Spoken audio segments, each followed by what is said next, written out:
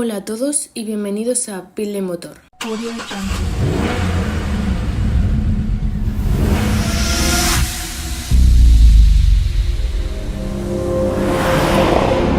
Estamos con Paula, ingeniera aerodinámica del equipo de Fórmula 1 Alpine, y estamos aquí hoy para contaros un poco sobre su trayectoria y experiencia en el deporte. Así que sin más dilación, nos la presentamos. ¿Qué tal estás, Paula? Muy bien. Un poco estresada de todo el día, pero bien. Debe ser bastante complicado, ¿no? Ser parte de un equipo de Fórmula 1. Y justamente queríamos comenzar preguntándote cómo has llegado a formar parte de Alpine. Pues es un poco, es bastante, es un camino bastante directo. No, debe ser que tuve mucha suerte. A ver, yo hice aeronáutica en Madrid, la Rey Juan Carlos. Eh, Cuando terminé de hacer la carrera allí, hice mi, mi tesis en aerodinámica y tal, y empecé a hacer las prácticas en el INTA, que es el Instituto Nacional de Técnica Aeroespacial, allí en Torrejón. Empecé a trabajar con drones, actuadores de plasma y me empezó a gustar bastante más la aero, ya me gustaba. El problema es que en la aviación los tiempos son muy largos. Para diseñar algo tú inviertes muchísimo tiempo, pero tienes que esperar mucho más para verlo, en realidad, palparlo. Entonces yo ya tenía en mente hacer un máster de aerodinámica. El máster lo hice en Holanda, en la Universidad de TU Delft, durante 2 años, pues puramente aerodinámica, todo aero. Y hay un momento en el que antes de empezar a hacer la tesis tienes que hacer unas prácticas. Entonces yo empecé a echar en todos los equipos de Fórmula 1 para hacer las prácticas. Y curiosamente me llamaron de Williams. Entonces volé a Inglaterra desde Holanda, hice la entrevista físicamente en la fábrica de Williams y me volví ese mismo día. Y cuando estaba de vuelta cogiendo el avión, me llamaron diciendo que me habían seleccionado como becaria de aero. Y básicamente ahí empezó la entrada en la Fórmula 1, o sea, fue bastante directo. O sea, no me preguntes por qué, simplemente pues se juntaron los astros y a mí siempre me ha gustado la Fórmula 1, de toda la vida, pero nunca pensé que iba a ser tan rápida. Y además, curiosamente, por lo que tú dices, yo creo, siendo un poco honesta, por lo que he estado viendo, aerodinámicas en general, yo creo que es una carrera súper complicada. Y lo que tú mencionas de que ha sido un paso casi directo, pero ¿ha habido algo en el comienzo que tú dijeras, a lo mejor tengo una dudación, esto que dices, no sé si dedicarme completamente o a lo mejor es un paso muy grande, a lo mejor necesito pararme un momento y mirar si de verdad quiero centrarme directamente? En realidad no, o sea, cuando yo ya tenía muy claro el máster que quería hacer, porque es cierto que dentro de la parte de aeronáutica hay muchísimas ramas. En la única que en realidad tiene un poco de diseño, de innovación, es pues aero como muchos motores. Entonces como que yo ya sabía que quería tirar hacia esa rama, porque todas las demás eran un poco más regulación, aeropuertos, luego te vas a control, que me parece, no me gusta nada. Entonces, la única parte en la que tienes un poco más de creatividad es esas ramas, un poco más de motor y puramente aero. Entonces, es cierto que para tener una base muy buena de aero, con la carrera no es suficiente. Y aunque hagas una carrera de aeronáutica que tienes muchísima aerodinámica, yo tenía durante los 4 años, tuve muchísima aerodinámica, aún así no es suficiente. Te quedas muy cojo, porque es un tema muy amplio. Entonces, sabía muy claro que quería hacer el máster en esa universidad, porque estuve leyendo sobre ella, el equipo de racing de, I think it's El, Formula Student, ¿no? el eSports que tienen. El Formula Student es uno de los mejores. Y entonces yo ya tenía un poco más orientada a ir hacia allí. Es cierto que cuando ya estás allí empiezas como a sentirte un poco más, como a creerte un poco más que lo que estás estudiando puede tener salidas, es cuando ya empecé a echar en otros equipos. Y además, un poco comentando lo que tú has mencionado de que conseguiste entrar en Williams.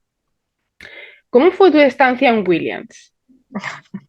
Pues, pues como te cuento, empecé de becaria, lo típico que te dicen, bueno, pues tienes que estar 6 meses, 6, 7 meses más o menos, para como cumplir con los créditos de la universidad.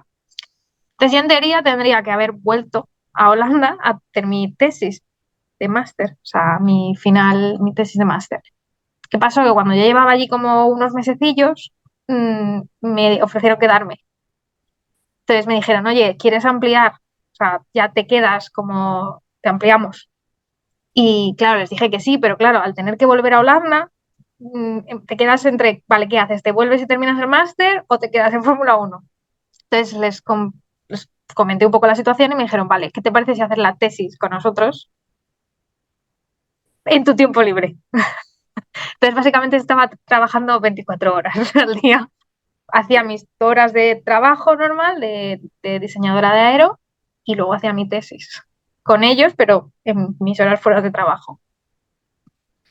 Pues tiempo Sí, sobrar no es lo que sobrase mucho, la verdad. exacto. Y curiosamente, con tu experiencia que ganaste estando en Williams, en esos años en los que trabajabas y tenías que coordinarlo con el TFG, ahora que estás en Alpine, ¿tú crees que la situación, aparte de que a lo mejor el tiempo no, pero la experiencia y, por ejemplo, lo que tú mencionabas, la libertad, un poco la innovación que puedes tener dentro, ha cambiado? Ha cambiado porque el rol que tengo es diferente al que tenía en Williams. Entonces, en Williams básicamente yo era lo que se llama dentro de la industria, se llama Aero Development, que es básicamente desarrollo de aero, que es básicamente la gente que se pone delante del ordenador con el sistema de CAD a diseñar el coche. Dibujas el coche en 3D, lo mandas a CFD, que es Computational Fluid Dynamics, que básicamente te da una simulación virtual del fluido. Si eso es un buen diseño te dan el thumbs up, lo mandas al túnel de viento. Si en el túnel de viento también es bien, entonces lo meten en un paquete que posiblemente lo mandarán a pista. Si no, tienes que volver a empezar, volver a dibujar y volver a empezar. Es como un ciclo de diseño. Y eso lo tienes que hacer constantemente, dependiendo de la zona en la que te toque. Yo en Williams diseñaba lo que son los pontones, que es básicamente la parte que movía el fluido hacia afuera y estaba detrás de la rueda. Hoy en día no están los pontones, pero era la parte que era muy compleja que estaba detrás de la rueda. Lo que me pasó es que este proceso es un poco pesado. Si te especializas en una zona, como me pasó a mí, no quieren moverte a, pues, yo que sé, al ala o al difusor o lo que sea. Entonces yo me cansé un poco. Entonces empecé a buscar otras oportunidades y curiosamente encontré este puesto de Alpine, que es un poco más. Básicamente mi grupo se llama Aeroscience and Technology, que es como un grupo de desarrollo, ¿vale? Que es puramente aero, pero tenemos la capacidad de diseñar cualquier sistema para medir el fluido, cualquier sistema de medición en pista, eh, cómo se analizan los datos, es un poco más moldeable, Hmm. básicamente, así. No estás tan estoica en ese puesto. No, o sea, yo todos los días no hago lo mismo. No te aburres. No. Pensemos que no. Y además, tu papel dentro del equipo, entiendo que entiendo que debes de ser de las más importantes, o al menos un papel fundamental por la manera en la que el conocimiento, yo creo que desde el punto de vista que has estado trabajando en lo que has mencionado tú, los pontones, y aunque ahora no se utilicen, ese conocimiento de cierta manera te ha ayudado a mejorar en las posiciones en las que te encuentras ahora mismo. Sí, en el sentido de que eres capaz de ver un poco más el problema desde arriba, en plan, entender un poco, sí, yo estoy diseñando un pequeño elemento o un elemento que ayuda al fluido, sí, sí, pero en la imagen general, ¿dónde está ese problema? ¿Cómo lo solucionas? Entonces yo creo que haber estado en ese, pues, pieza de puzzle durante un par de años, una vez que ya sales de ahí y lo ves desde un poco más arriba, tienes más visión.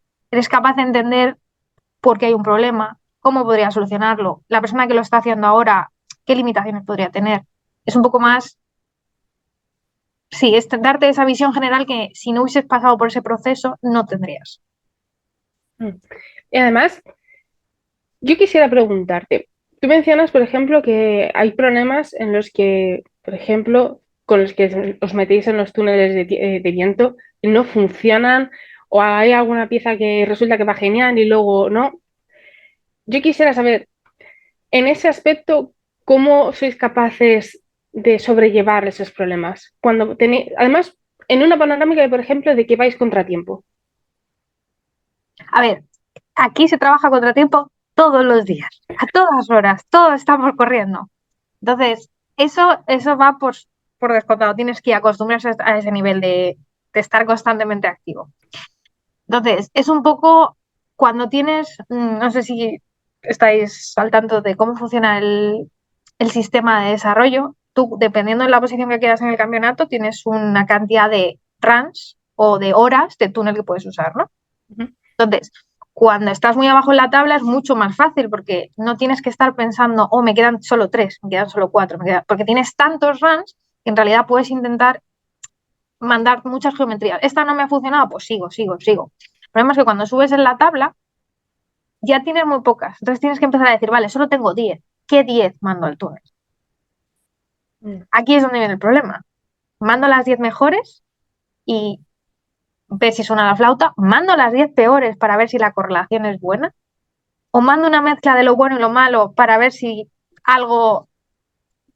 Porque si mandas todo lo bueno, nunca sabes si lo malo será bueno. Entonces, es un poco la teoría de la probabilidad. Porque obviamente el túnel no representa la pista y el CFD tampoco representa la pista. Entonces, son 3 elementos que tú tienes para diseñar el coche, los 3 no son lo mismo. Entonces, la correlación es un poco complicada. O sea que los factores siempre van a estar siendo las variables constantes que no sabes cómo vas a poder controlar, ¿no? Exactamente, porque todo el mundo dice, no, si funciona en el túnel, debería funcionar en pista. Ya, pero es que en el túnel el coche es el 60% de escala, tienes unas paredes, el fluido no se mueve, o sea, el fluido siempre se mueve recto y el que se mueve es el coche. Entonces, el Reynolds number no está escalado. Entonces, hay muchas cosas que... Y además, porque es lo que tú mencionas, ¿no? Con estos factores que no podéis controlar, con cuestiones que podéis controlar, como por ejemplo, el caso que fue que en el año pasado implantaron el nuevo reglamento, entre comillas, pero el reglamento de aerodinámica, ahora que en el 2026 va a tener que asomarse el nuevo reglamento con los motores, ¿para vosotros esto va a significar un problema a la hora de desarrollar un nuevo dispositivo? Bueno, un dispositivo, entre comillas. En teoría, se supone que no, porque el diseño de por ejemplo, el 2026 eso se está empezando. No vas tan pegada de tiempo. Entonces, por ejemplo, el motor del 2026, nuestra fábrica de Biri, que es la que está en Francia, ya está trabajando en el 26. Entonces, tú ya tienes un producto que luego cuando viene Aero con muchísimo tiempo de antelación, puedes empezar a encontrar piezas que te faltan o sistemas que no funcionan bien. Entonces, es mucho más orgánico el proceso. Y vamos muy adelantados. O sea, cuando dicen en la tele, no, el coche del año que viene está ya finiquitado. Pues esto es para aludir al enemigo que piense que es lo contrario lo que vale, ¿no?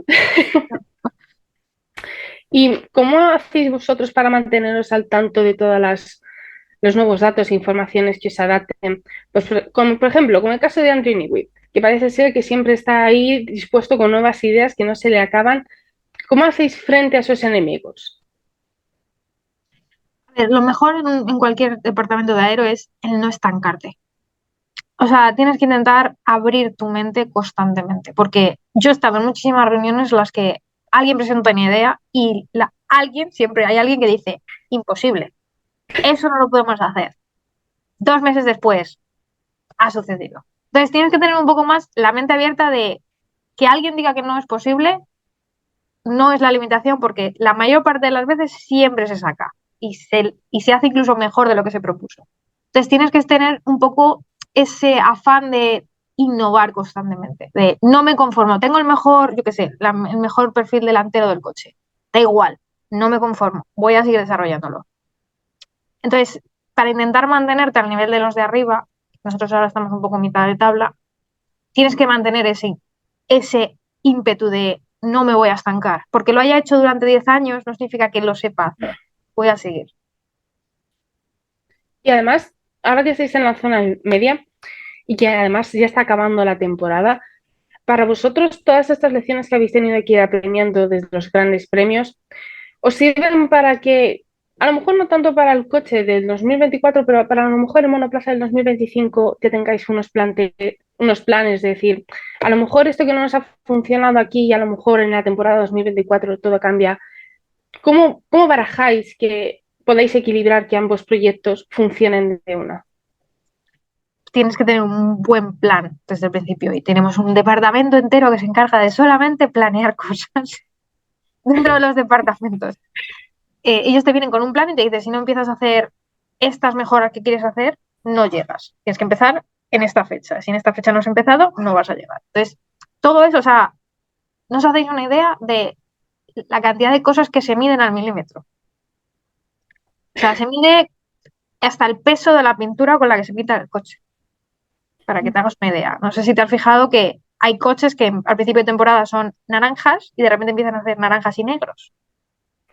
Casa Significa de que cierto papaya. claro, quitan pintura para que pese menos el coche.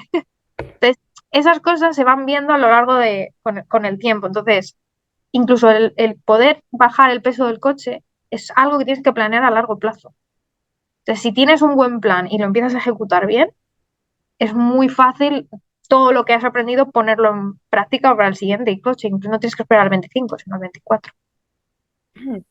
Y además, ahora que mencionas el sistema de una cadena de mando que esté dedicada plenamente a crear planes, con los cambios que ha habido y con las noticias de los cambios directivos, con la salida de Snauer y Lauren Rossi, ¿cómo os ha afectado a vosotros directamente? Pues internamente es un poco caótico al principio, porque tú tienes tu figura que es como tu líder, como la persona que tira del equipo y de repente te la cambian. Eso genera un poco de inseguridad, pero durante un corto periodo de tiempo. Es cierto que en el momento que se hace público, la empresa, o sea, la gente que estamos en la empresa ya lo sabemos. Entonces, el proceso de adaptarse ha pasado antes de que la gente lo sepa. Entonces, en realidad, todo el ruido que se genera en la prensa, las redes sociales, ahora con Drive to Survive, todo es un drama. Eh, Como que ya vamos un poco por delante de eso. Es cierto que durante los primeros, yo que sé, un par de semanas, cuando te dicen, oye, esto va a pasar y tú, vale, ¿y ahora qué hacemos? Entonces, ¿a quién me tengo que dirigir? ¿A quién le tengo que preguntar? ¿Va a cambiar algo en mi línea de comunicación? No, perfecto, entonces a mí no me afecta. Porque sobre todo es eso, los puestos tan altos como pues, el Team Principal muchas veces no tienen tanta efecto en los niveles del medio, porque hay muchísimas capas. Entonces, en realidad, tu canal de comunicación no se ve afectado, a no ser que justo te toque, yo qué sé, pues que tu team principal reporte a tu jefe y tu jefe a ti. Ahí ya entra un poco en pánico. Pero en realidad es un par de semanas, ¿eh? O sea, que no hay... Las redes sociales es que hay muchísimo drama. Yo cuando he visto lo de Fernando Alonso y todo, es mucho más drama en las redes sociales que en realidad lo que pasa internamente. Me imagino que puede convertirse incluso en un juego de ver cómo se va a dramatizar el tema, ¿no?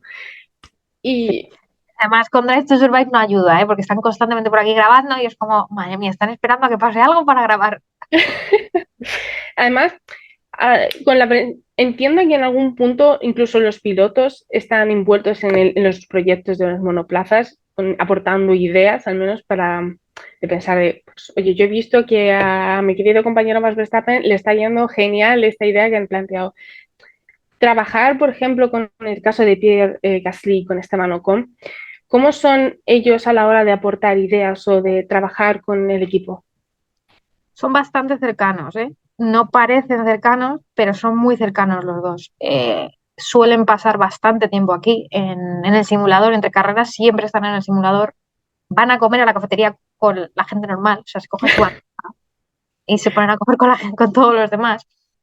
Entonces eso ayuda mucho a la comunicación. Cuando una persona es muy cercana, hace más fácil mantener una conversación, porque en realidad tú los ves en la tele, los estás todo el día viendo en la prensa. Entonces, para ti hay un momento en el que, si no estás acostumbrado a ello, los ves como una figura que representa lo que es la Fórmula 1. Pero en realidad, cuando están en la fábrica, son personas totalmente normales que se sientan contigo en una reunión y tienen la misma opinión que tú y tú puedes debatirles. O sea, es tan abierto el sistema que si ellos te dicen, o sea, es que el coche se me va de atrás porque yo creo que pasa esto y tú le puedes decir, no. el coche le pasa esto porque la telemetría me está diciendo esto. Y es muy fácil mantener esa conversación con ellos.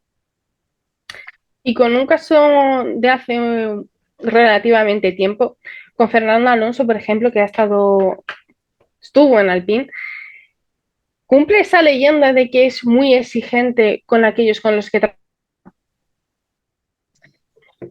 A ver, es que yo con Fernando he tenido una relación un poco, o sea, he tenido un poco de relación un poco extraña, porque yo he estado trabajando con él 2 años y por aquí no venía mucho. Entonces, obviamente, cuando ha estado aquí, yo el feedback que he tenido de la gente es que sí, que es una persona que es muy centrada, que da muchísimo feedback, que aporta muchísima insight al equipo que otros pilotos no son capaces. Obviamente eso te lo da, es como pues, Lewis Hamilton, la capacidad que tiene Lewis Hamilton o Max Verstappen de concentrar la información de su cabeza para dársela a otra persona, la experiencia te lo da. Y él es muy bueno haciendo eso de el coche se me va en esta curva y darte todas las descripciones de las cosas que están pasando en el coche durante esa curva. Eso normalmente la gente que llega de nuevas o incluso gente que no tiene tanto talento no es capaz de darte. Porque tú tienes que entender lo que está pasando en su cabeza cuando va a esa velocidad en un coche, lo cual es muy difícil desde el punto de vista de un ingeniero. Pero es cierto que por aquí venía muy poco. Entonces, al principio sí que se venía más o menos, pero luego, como que hubo un periodo de pues, que 1 año y medio más o menos, es que por aquí no se le veía. Entonces, hubo un momento de la empresa, o sea, lo que es nosotros y él, estábamos como en puntos diferentes, porque tú estás intentando diseñar un coche para un piloto al que no ves.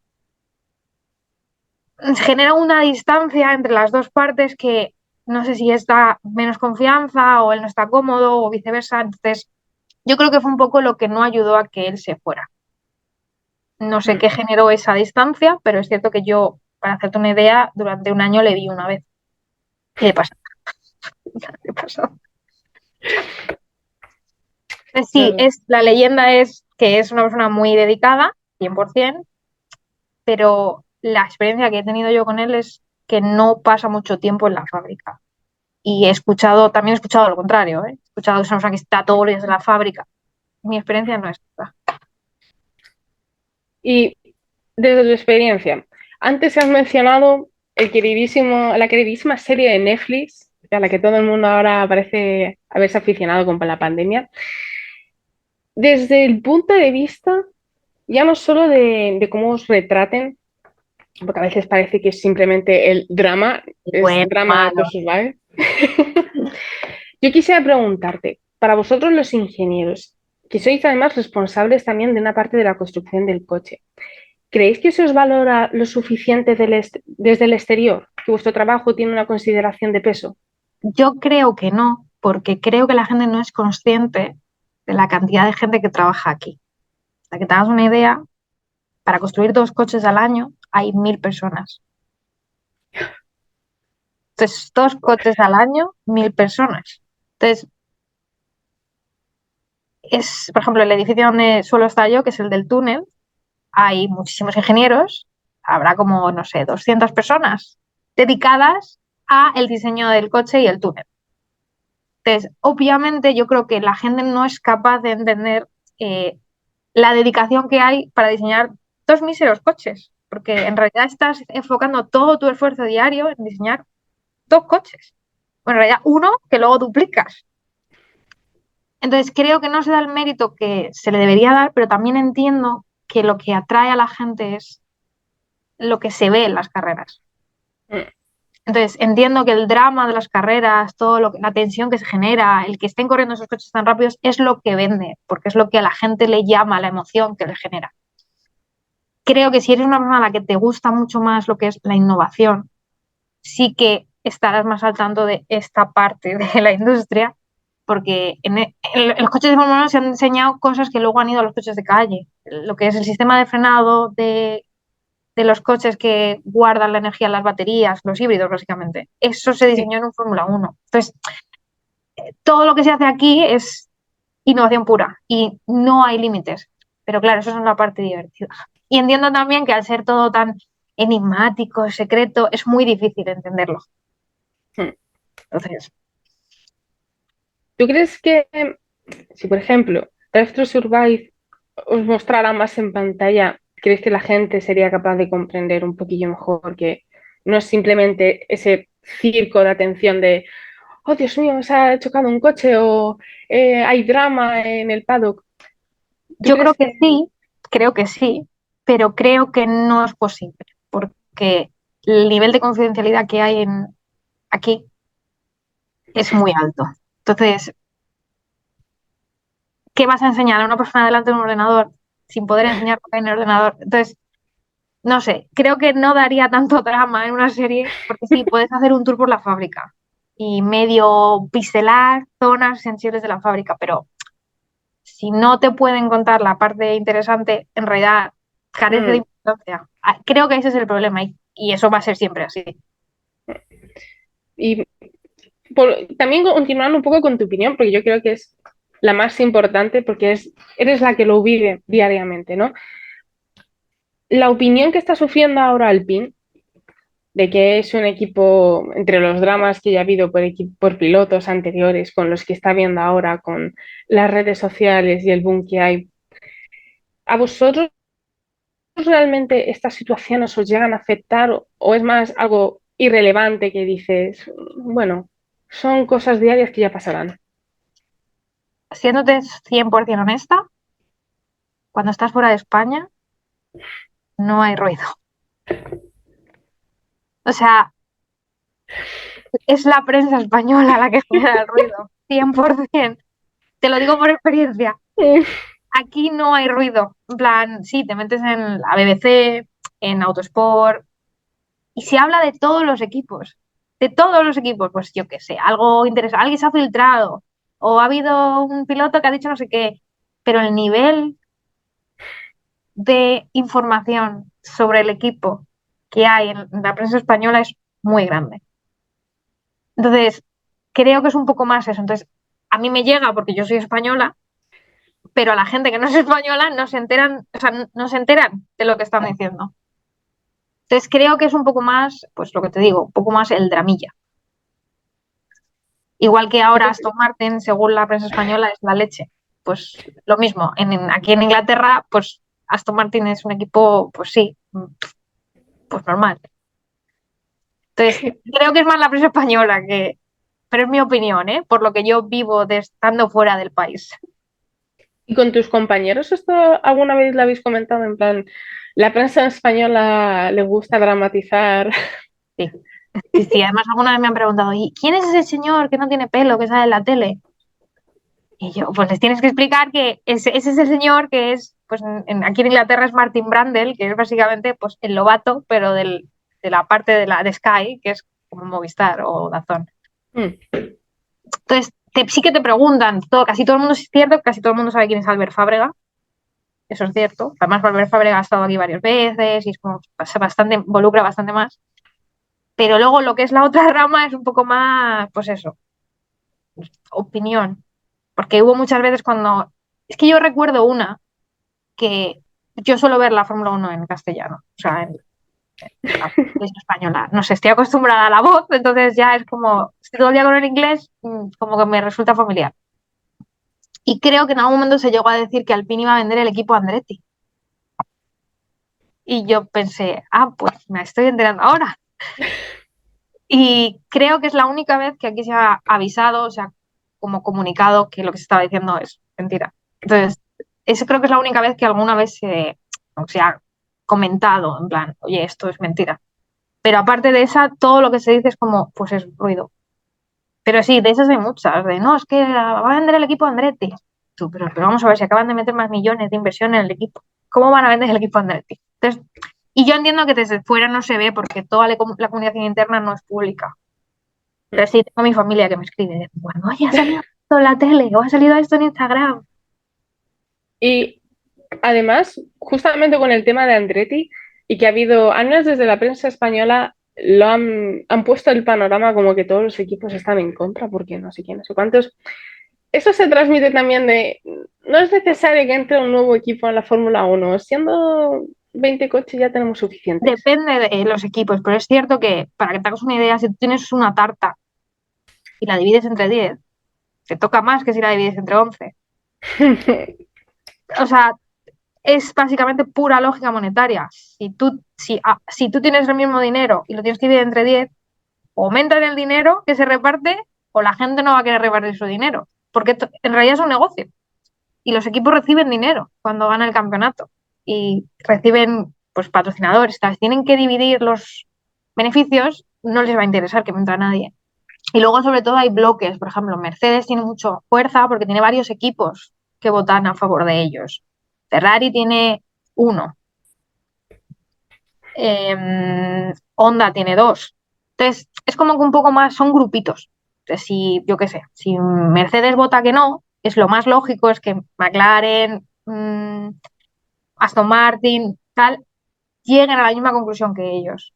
Puede que no se dé el caso, pero puede que se dé el caso, que es lo más probable.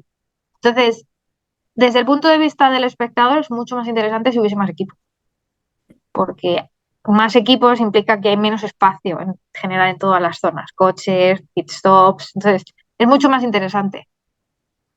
Pero desde el punto de vista de un negocio, a no ser que aumentes la tarta, no van a querer decir que sí. ¿Y para vosotros? ¿Qué opináis? Yo creo que puede, porque nosotros somos motoristas también. Entonces, en realidad, tienes que mirarlo como un cliente. Si entra un equipo nuevo, va a necesitar un motor. Puede ser un posible cliente para que te compre tu motor. Entonces, eso, No, pero mi madre. eso te incita a votar que sí. Es mi opinión, ¿eh? No se ha hecho nada público. Pero es como yo lo vería desde el punto de vista de un negocio. Y un poquillo también quisiera yo preguntarte, justamente en este ámbito en el que todo es innovación, todo es mejorar, todo son cambios, ¿a ti te gustaría dirigirte de cara a un futuro en alguna trayectoria, a algún equipo, a alguna posición que dijeras, quiero ampliar, por decirlo de una manera, mi currículum? A ver, yo siempre he tenido inclinación por algún equipo, pero como todo el mundo en la vida, yo soy del Madrid porque soy del Madrid, ¿sabes? Entonces, siempre he tenido inclinación por algún equipo, pero es cierto que en algún futuro no me importaría cambiarme. Es cierto que en Inglaterra estoy muy cómoda, estoy comprando una casa, entonces a largo plazo no me veo moviéndome del país, pero nunca descarto el irme al equipo que yo siempre he pensado que me gustaría vivir esa experiencia. Me gustaría vivir, eso que yo he soñado desde pequeña, quiero hacerlo. Simplemente por cumplirlo, no por el hecho de... Es cierto que la posición en la que estoy yo me veo muy cómoda, me dan muchas facilidades y veo que hay una progresión bastante rápida. Entonces, compensar eso con, pues yo qué sé, desde que tú eras pequeña te ha gustado siempre este equipo, es un poco complicado, ¿eh? Pero sí, puede. En un futuro a lo mejor me planteo cumplir ese sueño. No sé si te podré decir el equipo por motivos Comprendible. exactos, pero bueno, te puedes imaginar, hay otro español. Vale, pues en verdad, Paula, lo que quería preguntarte, sobre todo con lo que nos has estado comentando, con todos estos conocimientos que además tú nos has estado aportando, todo lo que nos has podido contar, experiencias, ejemplos, casos prácticos y teóricos que también has tenido que hacer frente. Yo quisiera preguntarte justamente para cualquier otra persona que quiera dedicarse a este mundillo, ya no al espectáculo, a este circo de la Fórmula 1, sino a ser ingeniero, a formar parte de un equipo. Y yo quisiera preguntarte, ¿qué consejos le darías justamente a una persona que está a punto de elegir, por ejemplo, qué carrera quiere hacer, se está planteando y decir, es que me gusta la Fórmula 1, quiero dedicarme a esto, ¿qué hago? ¿Qué desarrollo profesional debo de buscar? Lo primero que tiene que hacer es decidir qué quiere ser, porque la Fórmula 1 es muy grande. Y yo sí que lo escucho mucho de, no, es que me encantaría trabajar en la Fórmula 1, pero ¿en qué? ¿En marketing? ¿Te gustaría trabajar en relaciones públicas? ¿En qué te gustaría trabajar? Porque las carreras que son necesarias o la formación muchas veces no es necesaria una carrera. Es muy, muy especializada. Entonces, primero es, ¿qué te gustaría ser? ¿Te gustaría ser ingeniero? Vale, ¿qué tipo de ingeniero te gustaría ser? ¿Te gustaría diseñar el coche? ¿Te gustaría, yo qué sé, en ingeniero eléctrico? Ingeniero de motores, de performance. Tienes que tener bastante claro qué área te llama la atención, porque la gente que diseña el coche no tiene la misma formación que la gente que, yo qué sé, diseña el motor o que se encarga de mantener las baterías. O eso tienes que tenerlo más o menos claro, obviamente luego te puedes ir moldeando. Y sobre todo, tener una formación no tiene que ser la mejor, tiene que ser óptima. Por ejemplo, me encuentro con mucha gente que, porque mi grupo admite becarios y normalmente todos los años viene pues becarios de diferentes universidades. Tienes que tener una formación que sea óptima, en el sentido de, por ejemplo, lenguajes de programación. Céntrate en uno. No me aprendas 7, pero regular. Apréndeme uno. Normalmente se usa Python, que es la base, o MATLAB o alguno de estos. Céntrate en uno y apréndelo bien. No me vengas con un currículum de hoy sé hacer 5 cosas, pero las sé hacer regular. Porque si sabes hacer una perfecta, es mucho mejor. Entonces, ese tipo de formarte ya sea en una universidad o por cursos, eso es muy, muy importante porque lo suelen mirar mucho. Pero sobre todo el tener las ideas claras. Tú cuando aplicas a un equipo de Fórmula 1 tienes que tener claro de qué departamento, hacer un poco de research, que sé que es un poco difícil porque es todo muy oscuro, pero un poco de research sobre el equipo, de, pues mira, me ha llamado la atención esto, este departamento, este tipo de diseño, algo que te haga destacar con respecto al resto. Si haces la misma carta de recomendación que todo el mundo de llevo toda la vida soñando con ir a la Fórmula 1, no te distingues del resto.